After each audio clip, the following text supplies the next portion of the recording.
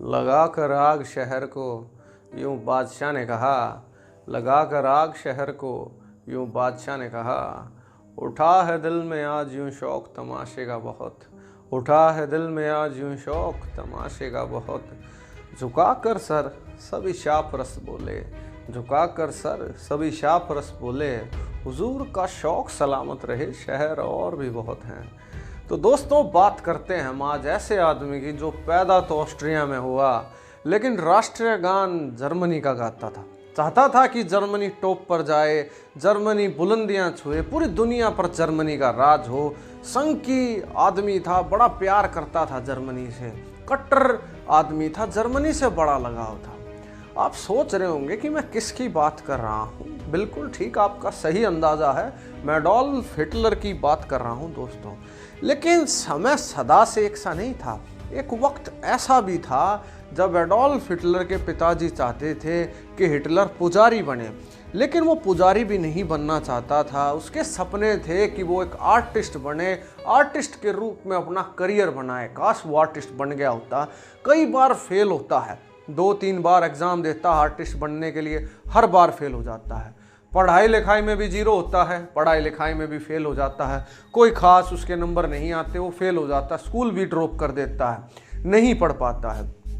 एक ऐसा दौर भी आ जाता है दोस्तों उसकी ज़िंदगी में जब एडोल्फ हिटलर सड़कों पर सोता है, उसके पास खाने तक के पैसे नहीं होते। इतना बुरा उसकी ज़िंदगी में दौर आता है। लेकिन कुछ ऐसा होता है कि सब कुछ बदल जाता है। जर्मनी 1914 में पहले वर्ल्ड वार की तैयारी करना शुरू कर देता है और एडोल्फ हिटलर कट्टर देशभक्त तो था ही, तो वो क्या करता है, आर्मी में भर्ती हो जाता है। उसे आर्मी में एक मैसेंजर की जॉब मिलती है। एक मैसेज को वो एक जगह से दूसरी जगह पर डिलीवर करता है। दूसरा उसका काम था कि वो वहाँ पर जाकर आर्ट बनाए, कैसे फौजी लड़ते हैं, वार का पूरा आर्ट बनाने की ड्यूटी भी उसकी ही थी। लड़ता है बहुत सारी, एडोल्फ हिटलर लड़ाइयाँ लड़ता है। 1916 में एक लड़ाई के दौरान फ्रांस में बैटल ऑफ सोम में मैसेज डिलीवरी के वक्त एक बम धमाके में उसके पैर में चोट लग जाती है, जिससे वो बहुत घायल हो जाता है। उसके यहूदी अफसर, मेरी बात ध्यान से सुनिएगा दोस्तों, यहूदी अफसर बोला मैंने, उसके यहूदी अफसर, इस शब्द का बड़े मायने हैं आगे चलकर। उसके यहूदी अफसर उसका नाम आयरन क्रॉस के लिए, बहादुरी का एक सर्वश्रेष्ठ पुरस्कार होता है, उसके लिए सिफारिश करते हैं और उसे बाद में आगे चलकर भी वो मिल जाता है। इंजरी के दौरान जब वो हॉस्पिटल में था तो अपने फौजी भाइयों से बात करते वक्त एक दिन हंसी मजाक में वो कहता है, one day I will govern Germany, एक दिन मैं जर्मनी पर राज करूंगा। वो ये बात कहता है और उसके दोस्त उसकी तरफ देखकर हंसते हैं, खूब हंसते हैं कि तू जर्मनी पर राज करेगा, तू एक प्यादा है, तू कैसे राज कर सकता है, तेरे से ऊपर पता नहीं कौन कौन बैठा है। एडोल्फ हिटलर बिल्कुल शांत रहता है, ना मुस्कुराता है ना ही गुस्सा करता है। वो सोचता है कि मुझे राज करना है चाहे कुछ हो जाए। वो किसी की बात का जवाब नहीं देता। ऐसा ही चलता रहता है और 1918 में वर्ल्ड वार खत्म होने से पहले उसको मस्टर्ड गैस हमले के अंदर वो टेम्परेरीली अंधा हो जाता है और टेम्परेरीली अंधा हो जाता है। वहाँ पर ब्रिटिश और जर्मन कमांड की आपस में जंग छिड़ी हुई होती है। एक ब्रिटिश सोल्जर उसे देखता है, बिल्कुल थका हुआ, टूटा हुआ, अंधा, भटकता हुआ, जिसका नाम हेनरी टेंडे था। वो उसे छोड़ देता है, फॉर सेक ऑफ ह्यूमैनिटी छोड़ देता है, इंसानियत के लिए छोड़ देता। काश वो उसे ना छोड़ता।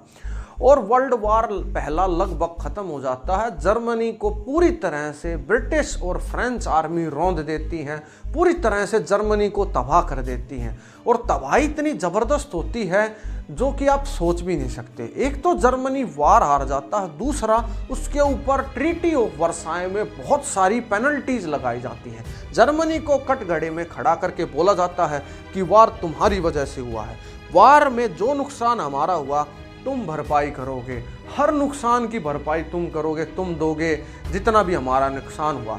6.6 बिलियन यूरो की पेनल्टी लगाई जाती है, जो आज के कई लाख करोड़ रुपए हैं दोस्तों। जर्मनी के ऊपर, जर्मनी के ऊपर आर्म ना रखने की भी पाबंदी लगाई जाती है कि तुम अब आगे से हथियार नहीं बना सकते। इससे जर्मनी पूरी तरह से खत्म हो जाता है। तो उसका असर हिटलर जब ये सुनता है कि हम वार हार गए, और जर्मन जब इंसान सुनते हैं, पब्लिक सुनती है, तो उनमें बड़ा गुस्सा भर जाता है कि हम हार गए, और एक नफरत का माहौल होता है, जबरदस्त माहौल होता है। एडोल्फ हिटलर में कोई गुण नहीं था दोस्तों, सिर्फ 2 गुण थे। एक तो वो हिस्ट्री में बड़ा अच्छा था, हिस्ट्री में बड़ा इंटरेस्ट था उसका।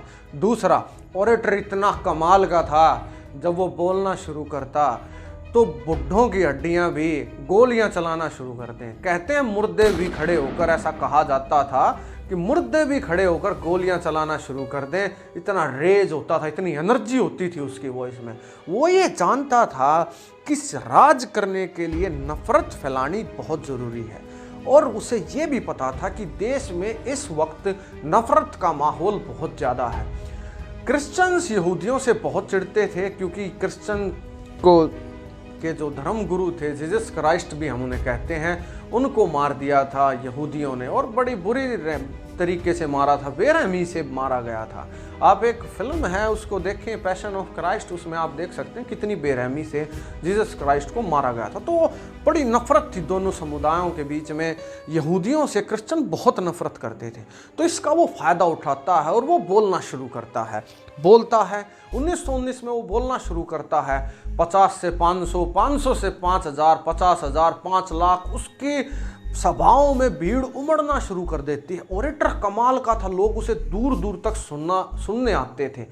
वो इस बीच अपनी पार्टी बनाता है, नेशनल सोशलिस्ट वर्कर्स पार्टी, जिसे आज हम नाजी पार्टी भी कहते हैं, जिसे आगे चलकर नाजी पार्टी भी कहा गया, जिसका वो सिंबल चुनता, स्वास्तिक, जो आर्यंस का सिंबल है, जो हिंदुइज्म से वो लेता है। स्वास्तिक हमारे धर्म में बड़ा पवित्र सिंबल होता है, उस स्वास्तिक से भी आज लोग डरते, जो इतना पवित्र सिंबल था।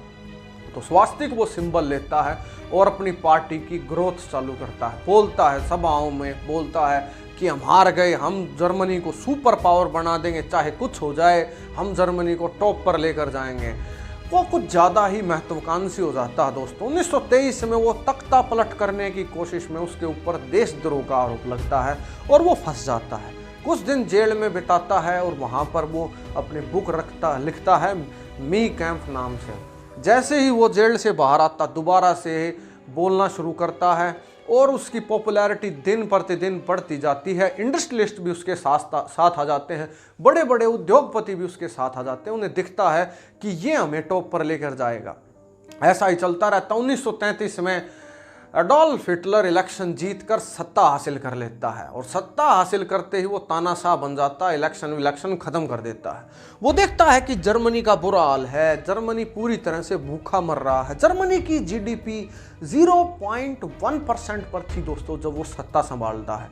जर्मनी में ना कोई रोजगार था, उस पेनल्टी की वजह से जर्मनी पूरी तरह से भूखा मर रहा था। बहुत बुरे हाल थे जर्मनी के। वो डैम बनाता है, रोड बनाता है, रेलवे ट्रैक्स बनाता है, टैंक्स बनाता है, वार के लिए पूरे देश को तैयार करता है, फैक्ट्रियां बनाता है, पावर हाउसेस लगाता है, पावर प्लांट बनाता है। जीडीपी 0.1% से सीधी धड़ाम 12% पर पहुंच जाती है। जर्मनी में हिटलर के आने से पहले 60 लाख लोग बेरोजगार थे। 60 लाख लोग जो जवान थे वो बेरोजगार थे। जैसे ही वो आता सिर्फ 1 लाख बेरोजगार रह जाते हैं। 1933 से 1939 तक पूरी तरह से बेरोजगारी को भी वो खत्म कर देता है। जर्मनी को फर्श से अर्श तक पहुंचा देता है, जीरो से लगभग टॉप देशों में पहुंचा देता है वो 1939 तक, सिर्फ 6 साल के दौर में दोस्तों। और इतने ज़बरदस्त तरीके से जर्मनी ग्रोथ करता है कि हम सोच भी नहीं सकते। लेकिन हर चीज़ का एक काला पहलू होता है जो आपको दिखाई नहीं दिया। ऐसा क्या हुआ दोस्तों कि आज उसके नाम से भी लोग डरते हैं। उसका नाम लेने से भी आज उसको हर जगह पर बोला जाता है कि सबसे गंदा इतिहास का आदमी था, सबसे घटिया आदमी के तौर पर उसे देखा जाता है। ऐसी कोई ना कोई घटना तो रही होगी दोस्तों, ज़रूर ऐसी बहुत सारी घटनाएं रही हैं दोस्तों जिनका जिक्र अभी हमने करा नहीं है, तो उनके बारे में मैं बात करूँगा आपसे। तो तब तक के लिए मैं अलविदा मांगता हूँ आपसे, और नेक्स्ट पार्ट इस वीडियो का ज़रूर आएगा। Thank you very much. Strength and honor.